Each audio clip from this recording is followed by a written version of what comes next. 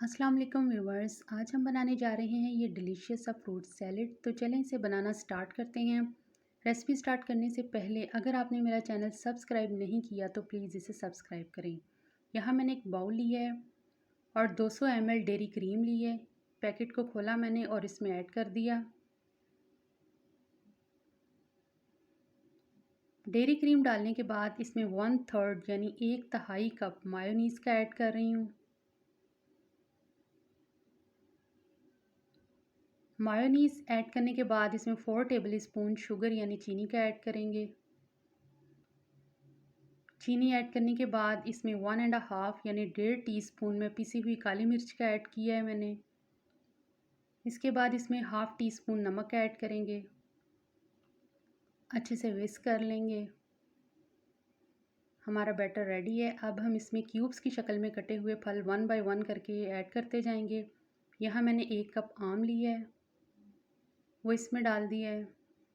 1 cup आड़ू add करेंगे। 1 cup सेब ऐड कर देंगे। सेब ऐड करने के बाद इसमें उबली और ठंडी की हुई मैकरोनी ऐड करेंगे। गरम मैकरोनी ऐड नहीं करेंगे क्योंकि हमारा जो सैलेड है वो पानी छोड़ देगा। इसके बाद मैंने 1 कप उबला हुआ पास्ता ऐड किया है। बादाम ऑप्शनल हैं, अगर आपके पास हैं तो डाल दें। अब सैलेड को अच्छी तरह मिक्स कर लेंगे। अब इसमें जो लास्ट इंग्रेडिएंट मैं ऐड कर रही हूँ वो इसे आप शर्फियाँ कह लें, पेठे का मुरब्बा कह लें, ये मैं खूबसूरती के लिए ऐड कर रही हूँ, ये भी ऑप्शनल है। अच्छे से मिक्स कर लें।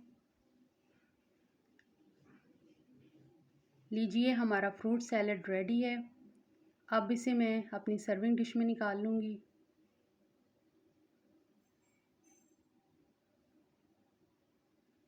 बहुत ही लजीज बना है फ्रूट सैलेड।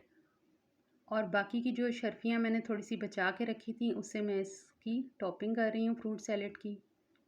तो ज़रूर बनाइएगा और मुझे कमेंट बॉक्स में बताइएगा कि आपको ये कैसा लगा। तो मिलते हैं अगली रेसिपी में। इजाज़त दीजिए। अल्लाह निगहबान।